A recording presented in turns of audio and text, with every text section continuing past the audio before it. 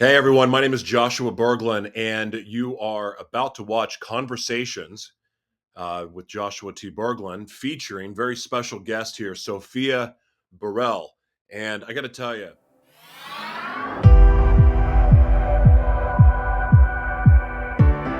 okay, Okay. Sophia Burrell, you Yes. are Mhm. inspiring to me, Okay. Thank you. and I just want to tell you that when I got your email Hmm. on LinkedIn, I Yes. looked over it, and it just, even though I didn't understand everything that you were doing, Okay. I just had this strong Hmm. feeling that Hmm. you were doing something awesome. So I went digging, and the more I've learned about you, the more I am humbled to talk to you. So Okay. welcome to Conversations with Joshua Well, T thank you. Berglan. I am blessed to have you here. Well, thank you. Nice to meet you. Now, where are you at right now? Because you do business all over the world, but Yes. you're an East Coast I'm gal in too. Queens. I You're live temporarily. I'm in Queens at the moment. I recently moved from Long Island. So oh I'm in Queens right now I'm going to be transitioning. So this is my transition phase. I'm here temporarily in Queens, New York. now, and where you're going again? I originally lived in Long Island.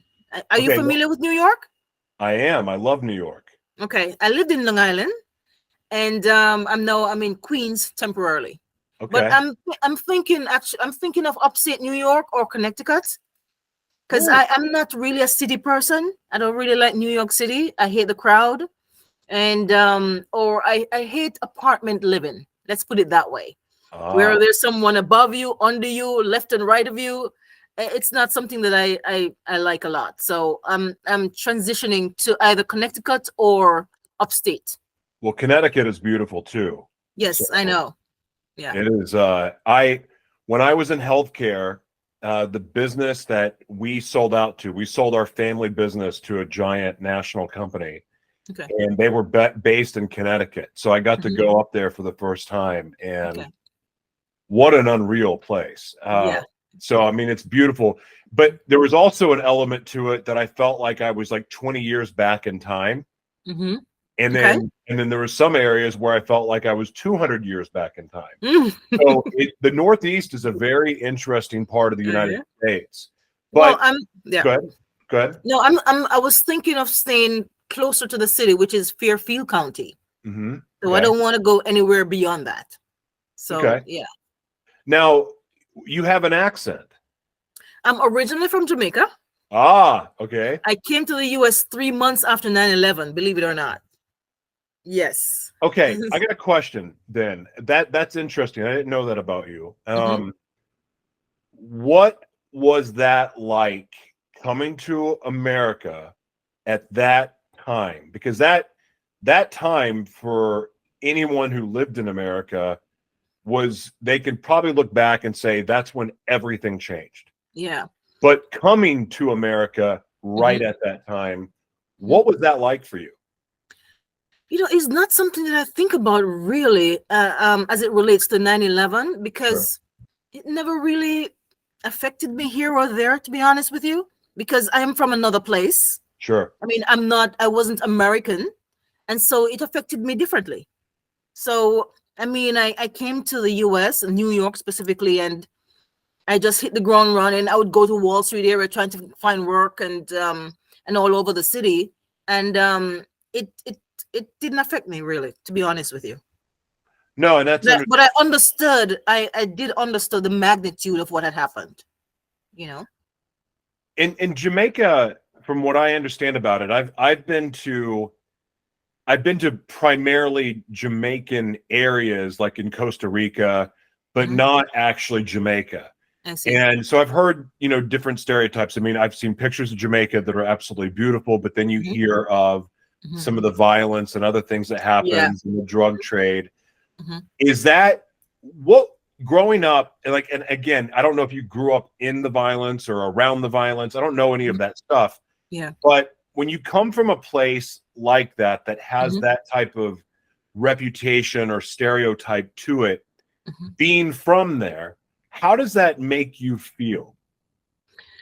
I mean, it doesn't make me feel any way different. I mean, um, it's not like the violence was right in my backyard or something, Sure. Yeah. you Yeah. know. So, I was having a conversation with someone a few days ago, and I remember in Jamaica, I attended high school. I was an athlete.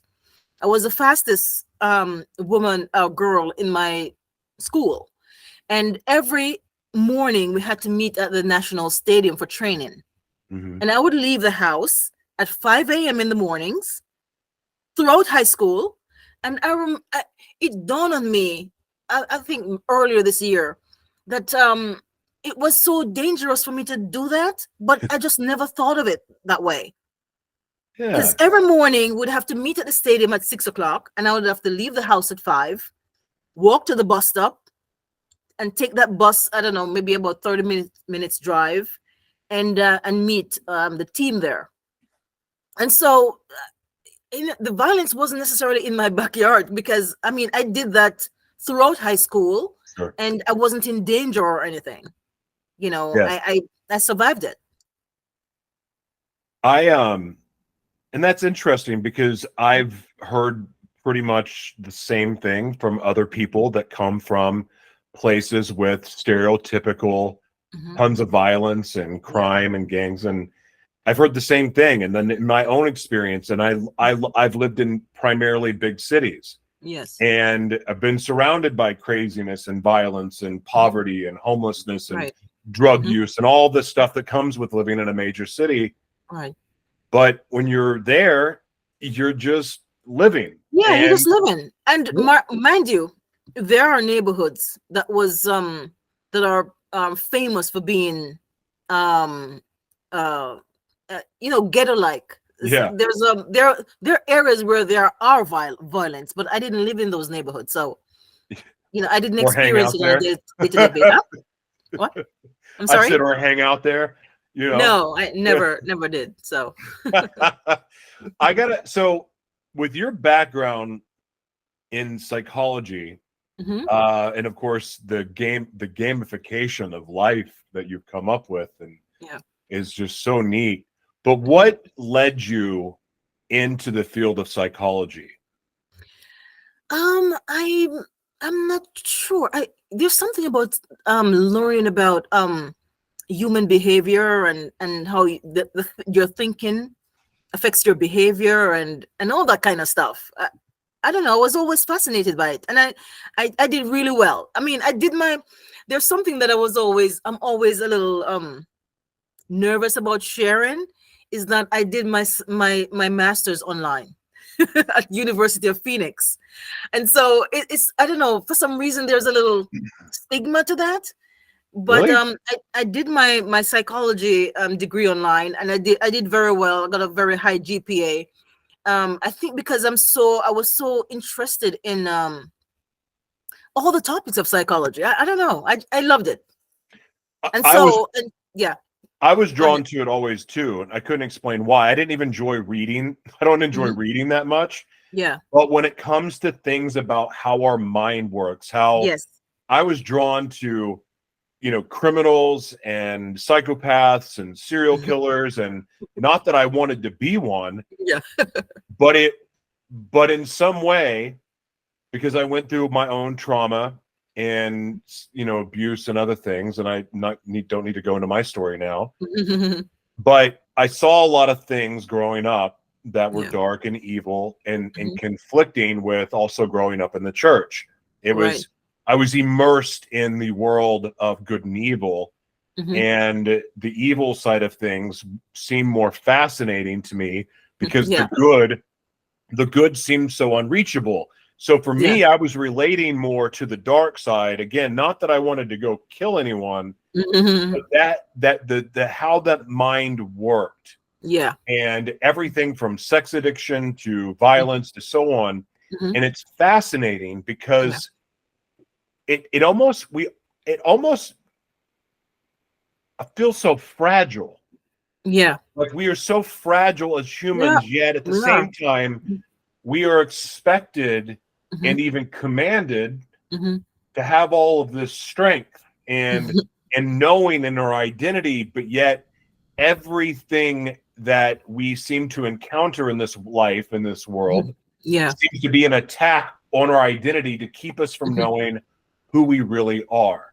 Am yeah. I really far off here, or No, somewhere and close? you know, I heard someone I was listening to a podcast some weeks ago, and the person said psychology is a soft science, as if it's not important, or it was like undermining the significance of what psychology is.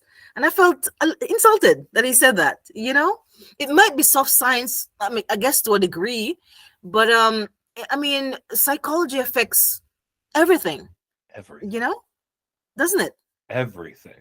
Yeah. I'm at this place now where I believe that our mind, I shifted my belief about a lot of things about a year ago, and I started to kind of come to this place where the Garden of Eden, did I just mute myself? Okay. The Garden of Eden seems to me to be the brain.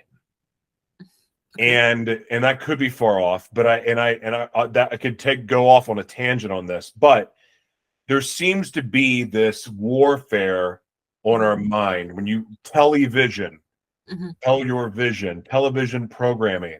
When we get into this kind of stuff, and I'm really into mind control, and I've read a lot of books mind on games. this. Yeah. And so, I'm tying our external stimuli, all of the different programming, all of the different entertainment, our multi-screen entertainment. It's on every possible device that we can get some kind of content to fill our minds with. And what do we choose to do that? And so it seems like we are programming ourselves. And I'm starting to work this belief that a lot of these books and movies and other things from the past, years past, that were showing us a future. Yes. It's almost like we, by watching this stuff and talking about it, are manifesting these realities that come from our television. You know, what do you think about that? Yeah, it's so funny you should say that, because I was watching the History Channel some weeks ago, and you know, this fascination that Americans have with breakfast being egg and bacon. That was someone's marketing tactic many years ago. That was marketing, and people just bought into it, and it becomes like it's a natural thing for people now. But it was a marketing ploy. I don't remember what decade, but maybe in the 1900s somewhere. But I mean, the way that marketing worked, we now don't even realize that was someone's idea of us. You know, it's crazy, isn't it? Yeah, it is crazy. And then, well, I mean, I think it was a marketing ploy to sell more eggs or something like that. I don't quite remember, but it was a marketing ploy. Well, I remember pork, the other white meat, that campaign when that came out. Yeah. I mean, yeah, you're right. There's something to that. I mean, they've done it with cigarettes. Yes. I mean, oh wow. So okay, we got into the why you got into psychology, and but the gamification. So I interviewed someone, and the timing of this is so interesting, because just last week I interviewed somebody, an amazing woman. Her name's Ashton. And what she does is she goes into business meetings, and it would work with school too. But she draws. She just gets Sharpies and markers, and she's drawing and sketching during this meeting. And what she creates for the people that are a part of this meeting is this visual representation of that meeting, that for some reason, these pictures that she draws helps everyone in that meeting get the full benefit of what that meeting was supposed to be at. It somehow brings them all together. And I thought, well, this is really interesting. And I didn't understand any of it when I initially, and I still don't fully understand it. But what you're doing is like, to me, and I'm not putting down what Ashton does at all, because I love Ashton. And she's actually one of my favorite people on the planet now. But you're taking kind of what that is, but you're doing something far, almost, it feels deeper, and it feels like this process, and you correct me if I'm wrong, because I haven't read any research or studies, but it feels like by these custom board games that are centered around the person, the brand, the identity, the business, it's helping them get into the subconscious of who's playing their game. Yes. Okay. Explain what you do now for the audience, so I don't butcher it. Okay, so I'm fascinated with this gamification process, and you know, it started accidentally, actually. In 2018, I was struggling in my business, and my daughter, my eldest, thought of me creating a business kit for my business. Now, we went online and looked at examples, but none of them seemed to fit what I was doing. But we were brainstorming. We're brainstorming all morning and what to do. And you know, my brand is the Victory acronym. I'm not sure you're aware of that. So my brand is the Victory acronym, and we were trying to determine how we can create a business kit around this acronym. And that and a board game idea came out of that brainstorming session with my daughter. Wow. And I created Confidence is Boss. No, at first it was called Victory Trail Game, utilizing all the traits within the acronym. So I'm not sure if you know that. Okay, so I use the word victory as an acronym, where each letter represents an enduring quality or attribute that's essential to victory. And so that was what my first game was about, these 7 attributes. And so I put C represents confidence, and that was in the center of the game. So that was my first game. And I used to go into college. I was in Long Island at the time, and I would go to Suffolk County and St. Joseph's College and have students play the game and get their feedback. And so my love of gamification started based on that. Now, earlier this year, I was hanging out a lot with it's a friend of mine. He owns a plumbing company in Harlem, and I thought of he has been good to me, right? And I thought of doing something for him in as a payback, basically. And I created a game for him, but just the game is based on his business, what he does. So there are 4 areas that people call him about all the time: overflowing, toilet overflow, sewer overflow, kitchen sink overflow, and no heat. And I created a game based on those 4 services. And that was where building board games for others came about. So you built the game for him. Does he sell the game to his customers? How does that work? The game was supposed to be for his staff, because there are some lower level employees who needs to know the basics of plumbing. And so the game was very in-depth. It's not just for fun. The game was like a learning tool as well. But I did a deep dive into plumbing to create that game. And so if any of his staff are playing the game, they're learning something about how to do certain basic stuff in plumbing. So, okay. So if I was a broadcaster, yeah, what kind of game would you create for a broadcaster? Or am I giving away secrets by asking this question? No, of course not. Okay. So, I mean, a broadcaster. So what we try to do in our game development is to use the company's story and their brand message, and weave that into the narrative of the game. So I would have to know the story of this broadcaster. I would have to know what their brand message is, and that's the basis of building a narrative in the game. So what kind of, like, obviously this is effective because you are working in Africa, the UK, Australia, the United States. I'm Well, missing. Oh, yeah, let Europe. me correct you there. Is that okay, so I build a game for someone in the UK, Uh-huh. right? Yeah. But um I'm the reason why I mentioned Australia and Africa is because I'm trademarked in a lot of countries. Okay. So it's not that I actually worked there, or it's not that I built some game for someone there, but I'm Mm. trademarked all over the world. And it is the idea, and the reason why I did that also is because I'm interested in working in those areas. I'm interested in working in those countries, so I trademark my stuff there. So when I get there, there's no confusion. That okay, that's what she does, and I'm not intervening in other people's brand.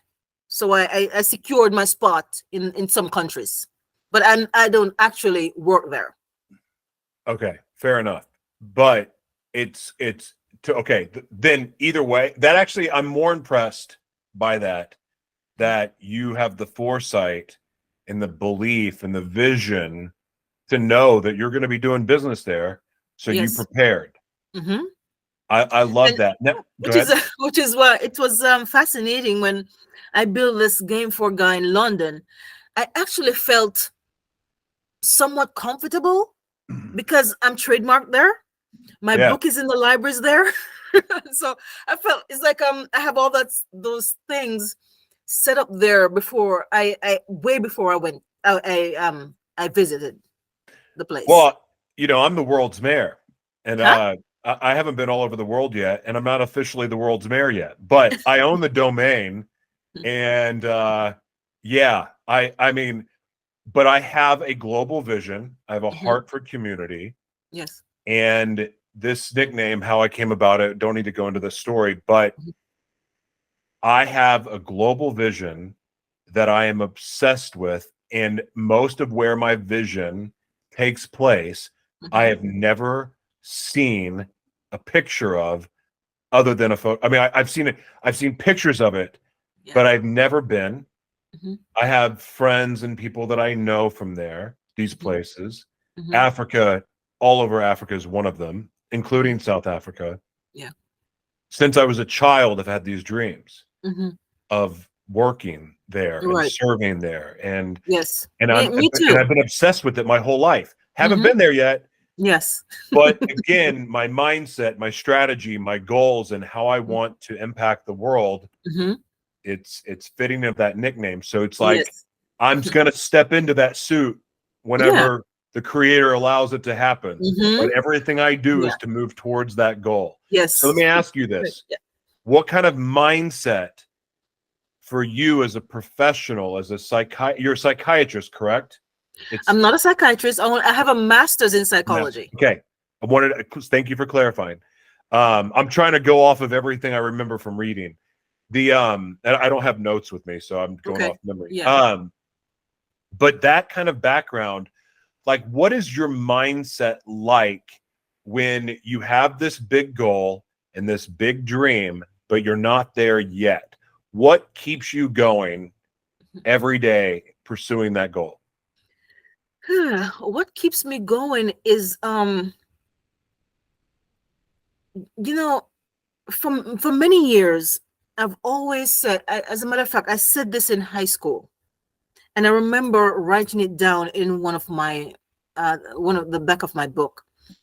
Um, Before I die, I want the world to know who Sophia Burrell was. Why? And listen, I don't know why I said it at the time, but that was just something within me. And I realized that I've been living my life chasing this thing, Hmm. that statement that before I die, I want people to know who I am. I don't want to be this obscure figure that nobody knows about. And so, and I think that was what drove me also to trademark in all the countries that I have, because my books. Because tell you what I did. Okay, so during the pandemic, what I did was I ordered 20 copies of my book, and I mailed it to libraries in I don't know, maybe about 5 libraries in Australia, 5 libraries in Africa, in the UK, and some places in the Caribbean. And I think yes. So okay, I'm gonna give you the What a story. great So, idea. so the first time, so I went to Europe in March, right? Yeah. In my flight, I was going straight to Paris. My business partner lives in Paris. And so I had a connecting flight in London. But because Paris had a strike, the flights were canceled between London and Paris. And so I had to stay over in London for the night. So I'm walking around looking for a cheap place to stay, motel. And I keep passing this library, which was close to the Victoria Coach station. And I had one copy of my book, and I said, you know what, I'm gonna go in there. So I went to book the room first, put my stuff down, and then I went back to the library and told them that I asked the guy who was at the front desk. I said, is it possible to have put my book on your catalog, on the catalog that you have here? He was giving me a story, some excuses about the Library of Congress and all that stuff. And I said, okay. And I was actually walking out when I remember that I did mail some books to London. So I went back to him and I said, I did mail some books to some libraries in London. Could you just check if you have it on your catalog already? And he checked, and my book is in the library system in London. I was so shocked. But because I just did this willy-nilly, sending my books. I just went online to find some library addresses and mail my book with a little note on it, and they put my book on their catalog. So I think having that mindset from that time is what drove me, or is driving me, to do these things, because I don't want to pass and nobody knows who Sophia Burrell was. So I always say to my kids, if I die today, my books will still be in the libraries, and years from now people will still be reading my book. Okay, I'm going to ask you a personal question. Yeah. Okay. Because I have the same desire. I would word it differently. Yeah. Or my words would sound different, but it means the same exact thing. Mm-hmm. And I tell I want to be famous, but famous for the right reasons. Not famous as in I was an actor. I want to be famous for the work that I do for other people and how I help people. And that's the legacy that I want to leave. But I want to be famous for making other people famous. That's what I want. Yeah. You use that word. Sorry, that I always use as well. I think having this vision, it's about leaving a legacy. Yeah. And you just use that word. It's actually about legacy. It's not me wanting to be famous. And when I say famous, again, it's not from an ego place. It's for the famous people have wasted an opportunity to do so much damn good in the world. Yeah. And they have power. Power is more important than money, because power gives you influence. When you have power, you can walk into a room and you can make things happen. Yes. And I am tired of watching people suffer. I am tired of watching voices being drowned out by a corporate media with an agenda. There is no room for truth in this world, or at least that's what people think. Therefore, they silence themselves. Yeah. Or some people don't even know how to use their voice. Yeah. And they're intimidated to use their voice because of what happens to them when they speak the truth. And it drives me nuts. Yeah. And I want to be part of that change. One of my goals in life is to be a part of it. I know I can't do it alone, but I want to be one of the influential one of the influences behind shattering the power that lies in the hands of a few of the media. Yes. I want to shatter it into millions of pieces to give the power to millions of people and spread it out, because that way other people will have an opportunity to get their voices heard, Right. and the truth, there will be room for truth. And I don't believe that we can heal this conflict between races and religions and everything else Yeah. until we have the absolute truth, and we don't have that right now. Yeah, I agree. Yeah, you know, one has to wonder, why is it that when people come into money, they hold on to it so tightly where they would never help um a community or help another person, or you know, I often wonder. And I know, look at Jeff Bezos, for example. Mhm. I don't remember how much his yacht is cost. He has a yacht that's cost, I don't know, 15 million or something like that. And I'm like, I mean, is that more important than sending half of that to some third world country to help them? Or I don't know. You know, maybe if I have that kind of money, then I'll think differently. I'm not sure, but it seems like there's so much waste when that money could be more useful somewhere else in the world. I was watching a YouTube video about a month ago, and it was about, they were showing this warehouse that the Saudi prince had, Mhm. that he had every make and model of every single car ever made, and those Yeah. cars just sat there. Mhm. And the reason I heard that they had that Mhm. was because they have to spend that money or they get taxed to death or something like that. Like they Oh, need I that, see. those Mhm. depreciating assets. That Mhm. was the reason I heard, and it kind of makes sense. But at the Mhm. same time, there's still Mhm. $100 billion, and you have God Yeah. knows what kind of credit. Like Mhm. you could go rebuild some communities. Like there is Yeah. no reason for And homelessness yeah. in America at all. There's Mhm. none, but yet we have a homeless epidemic Yeah. growing. Well, you know, people are always also saying that Jamaica is indeed crime ridden. And but I mean, oh, I lost my train of thought. Okay, so people will say a lot of negative things about the Caribbean, Jamaica in particular, but their poverty here in America, that's worse than than Jamaica. You know, I mean, Really? don't you find? Well, I haven't been to Jamaica, so I don't know. But I mean I lived in Los Angeles, I've lived in Vegas, Mhm. I've lived all over California and San Diego too. I've spent so much time in San Francisco, Mhm. and I have a heart for the homeless Yeah. community. So I've Mhm. done a lot of work with them Right. over there, even here in that's close to me in Minneapolis. Mhm. Um, and I've seen some things that are like, this is in America. Like it's Skid There's Row. not, You have you all of know. these kids running around, and it's like, how is this allowed?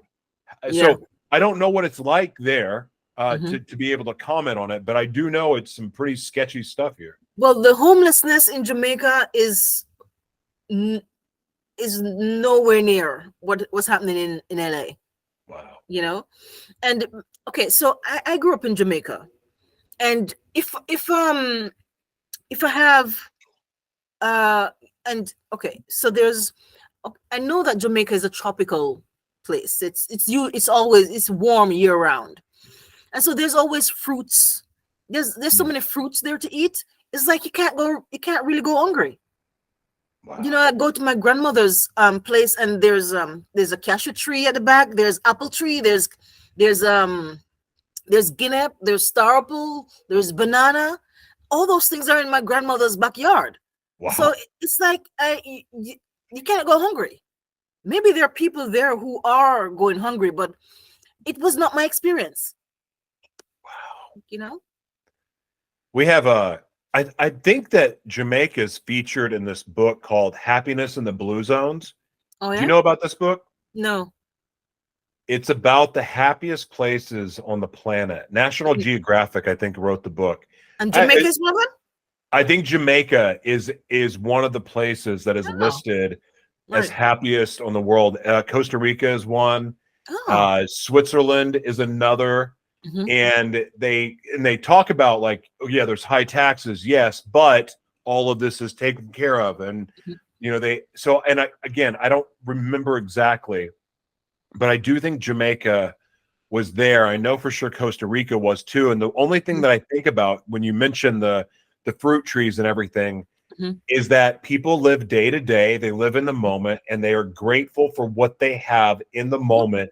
And Mhm. that seems to be this underlying, like across the board with all of those countries and the blue zones, that everyone was grateful for what they had in the Mhm. moment. That was the Yes. common theme amongst Mhm. it all. And Yeah. yet in America, because we have, Mhm. we got to buy the next thing, got to buy the newest thing, Yeah, it's a culture. it's It's part of a our cultural culture. thing, You're I guess. right. Yeah. Mhm.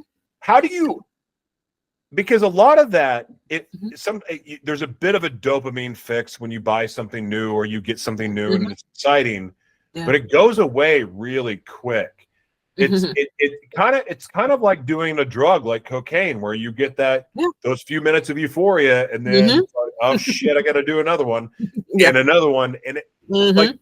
how do we, when that has become a culture Mhm. and an identity even, Yeah. how do you reverse that?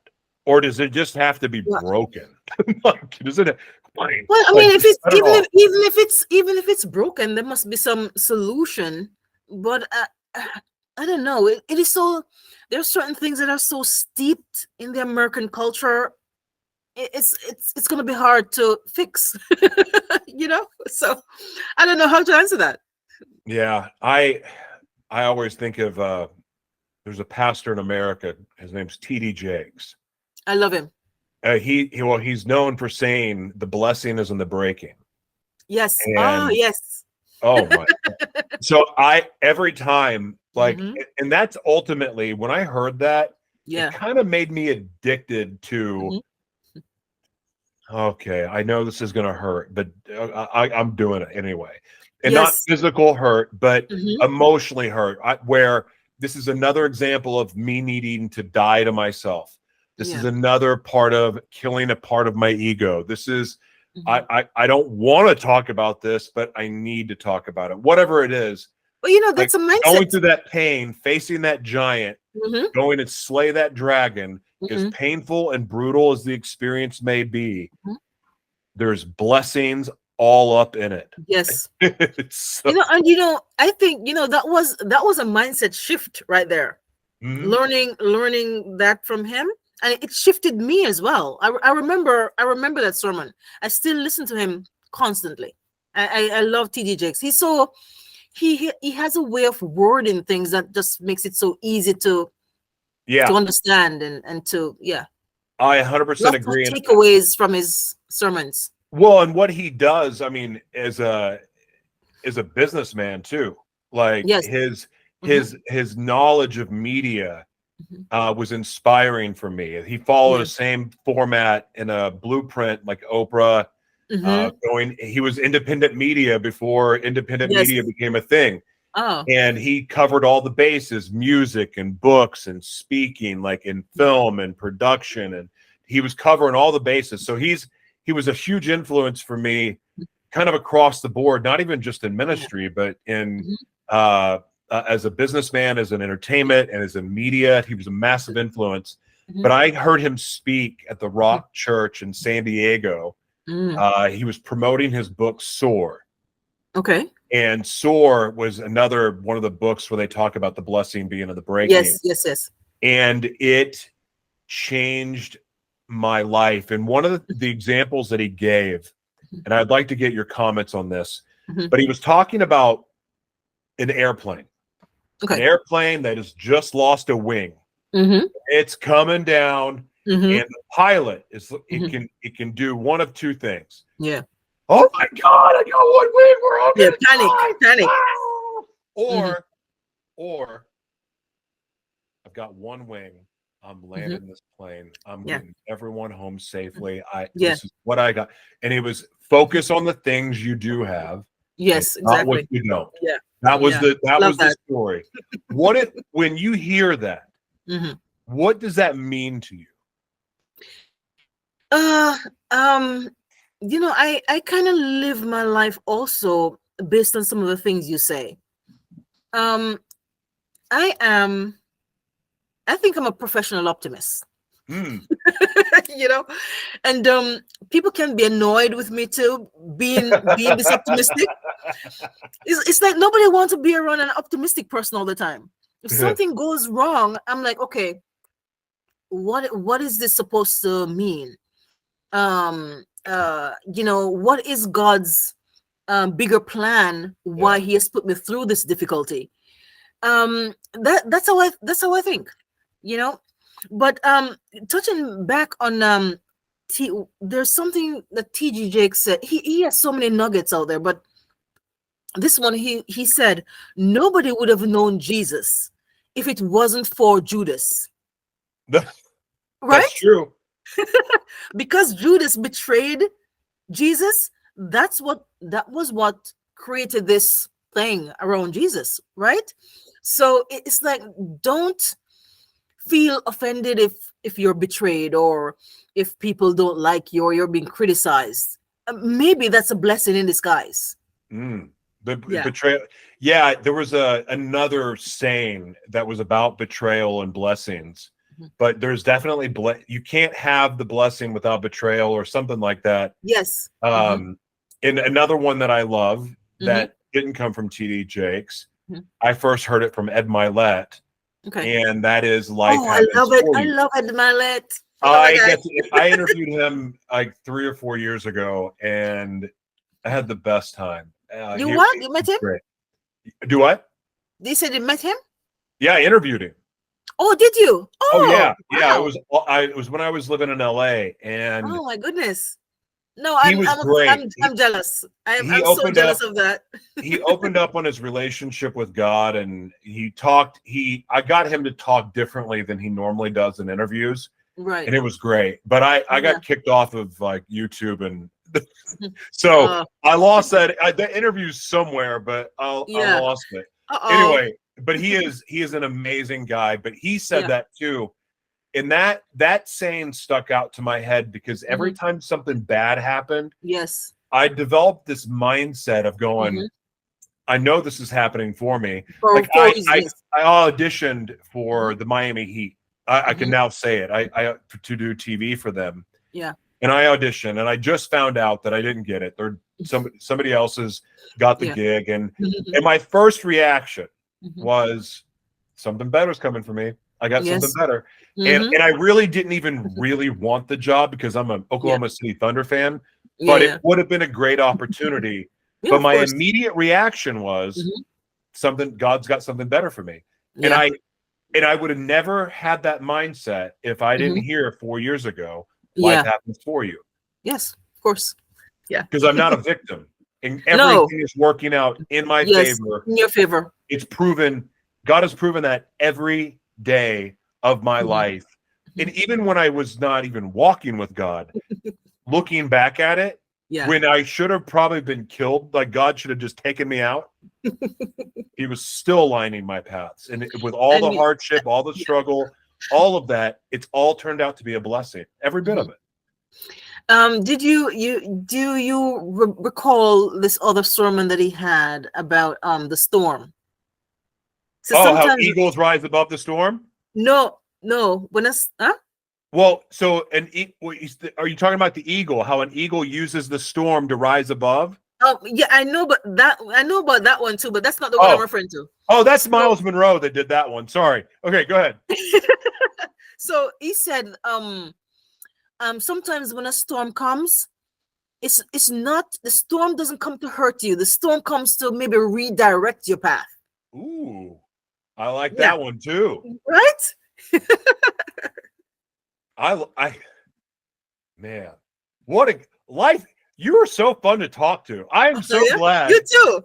I'm so glad that you came on. I want you to I mean we could just keep talking for hours, but I would love for you to please plug your business, plug where people can follow you, where people can get their game made. and just share anything that's on your heart. It's Sophia Burrell, intl.com. That's the website. And I also have a course called Gamify Your Goals. I recently changed it to Gamify Yourself. So the course is based on the victory acronym we spoke of earlier. And you can sign up there at gamifyyourgoals.com. Excellent. Do you have any last words? That's it. It was so nice to meet you, Joshua. Sophia, you are a blessing. I'm so glad we got to talk, and I look forward to getting to know you more. Thank you so much. All right. Have a great Bye-bye. day.